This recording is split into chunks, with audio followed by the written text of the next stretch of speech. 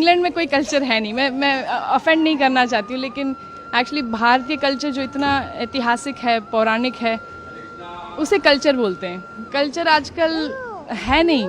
India में भी बहुत तेज़ रफ्तार से गुम हो रहा है कल्चर। हम अभी भी है ऑब्वियसली यहाँ पर, लेकिन एक्चुअली इंग्लैंड में देखा जाए तो अब आजकल बस आधुनिकता में सब पड़े हैं, और उसमें देखा जाए तो माता पिता को रखना, फैमिली यूनिट होना, ये सब बाकी नहीं रहा। अब तो बहुत कम लोग इसमें मानते हैं, तो इसलिए हम वापस आते रहते हैं कि कल्चर थोड़ा महसूस हो। भारत में एक्चुअली आकर ऐसे लगता है कि एक्चुअली अभी भी है कल्चर। सो उसका कोई। इंग्लैंड में रहती हैं, ऐसा इस माटी में क्या है, ब्रज की माटी में, जो आपको बार बार खींच लाता है यहाँ पर? पता नहीं, आप बताइए क्या मैजिक है ठाकुर जी की, क्या मतलब अमेजिंग उनकी कृपा है, कुछ न कुछ तो है ही। लेकिन यहाँ पर जैसे हम अलाइव हैं, जान है, बाहर जाकर ये ब्रिज को छोड़कर ही तुरंत जो क्या कहते हैं, इतना हैवीनेस फील होता है। कलयुग का प्रभाव बोल सकते हैं, आधुनिकता का प्रभाव, जो नास्तिकता का प्रभाव है, वो इतना। लॉलीपॉप लेटर उसका प्रभाव बहुत हैवी है। तो इसलिए ब्रज की माटी में ये जो आस्तिकता है, जो हम तपस्या कह सकते, ये उसी के लिए आते हैं कि हमें ठाकुर जी के दर्शन हो और यही संस्कार और सनातन धर्म का महसूस हो, क्योंकि बाहर तो है नहीं। हम लेके जाते हैं जितना हो सके उतना, और ट्राई कर रहे हैं कि जारी रखें हमारे परिवार में और बांटें। वहाँ पर भी हम थोड़ा प्रचार करने में कोशिश करते हैं कि दूसरे को इंकरेज करें कि इसे ना ठुकराएं। हमारा जो एंशिएंट कल्चर है, ये वैदिक कल्चर, उसका देयर इज़ नो कंपैरिजन, उसके लिए कोई क्या कहते हैं सब्स्टिट्यूट नहीं है।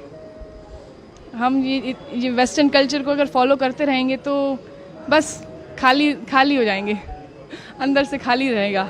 इंग्लैंड में ड्रेस अलग पहनते होंगे, लेकिन यहाँ आप पूरी तरीके से साड़ी पहनकर, तो कैसा लग रहा है यहाँ पर? बहुत अच्छा लगता है साड़ी पहनकर। ऐसे लगता है कि मतलब अभी कुछ त्योहार है, नहीं तो फिर बस काला ग्रे पहनते हैं वहाँ पर, क्योंकि ठंडी इतनी रहती है तो कोट पहनते पूरा दिन लगभग, तो यहाँ पर मन लगता है। लेकिन वहाँ पर भी हम साड़ी पहनते हैं, और हमारा वैदिक कपड़े पहनते हैं, एक्चुअली साड़ी पहनते रहते हैं, और या स्कर्ट या ऐसे कुछ, जितना हो सके उतना। माथे पे आपने जो चंदन लगा रखा है, वहाँ भी लगाती हैं? ज़्यादातर लगाते रहते हैं, क्योंकि देखा जाए तो देखो, मुसलमान कभी ऐसे सोचता नहीं है कि मैं क्यों बुर्खा पहनूं, मैं क्यों ये टोपी पहनूं। सिर्फ हिंदू लोग मतलब डरते हैं, या मेरे को कई हिंदू खुद बोलते कि आप क्यों लगाती हो, बड़ा शो क्यों करती हो, क्या ज़रूरत है आपको शो करना, अपना आस्था को दिखाने की क्या ज़रूरत है। लेकिन मैं कहती हूँ कि एक्चुअली गर्व से हम दिखाते हैं। अगर कोई पुलिस ऑफिसर हो या कोई आर्मी वाला हो, तो वो गर्व से अपने सारे मेडल्स दिखाता है, क्यों, कि मैं आर्मी वाला हूँ। तो हम भगवान के हैं, ये उनका चिन्ह है, उनका मतलब हमने जो समर्पण किया है उनको, ये एक थोड़ा बस हम क्यों ना दिखाएं, गर्व से दिखाएंगे कि हम ठाकुर जी के हैं। उससे मतलब प्रोटेक्शन मिलता है ऑनेस्टली। मतलब ऐसे सिर्फ दिखावे के लिए नहीं है कि लगाया हुआ है, कि भगवान हमारे साथ है, वो तो है ही हमेशा। लेकिन थोड़ा जैसे हम सिंदूर लगाते हैं अपने पति के लिए, तो भगवान के लिए क्यों ना लगाए, और वो उससे इंटीमेसी लगती है भगवान के साथ, तो उस प्रोटेक्शन भी बहुत महसूस होता है कि नेगेटिवता मतलब जो नेगेटिव है वो एनर्जी थोड़ा दूर रहे। तो क्या करती हैं आप इंग्लैंड में, क्या काम करते हैं? मैं एक्चुअली पार्ट टाइम, मेरे चार बच्चे हैं, आज दो घर पे अभी, और तो पार्ट टाइम मैं संस्कृत पढ़ाती हूँ उन्हीं के स्कूल में।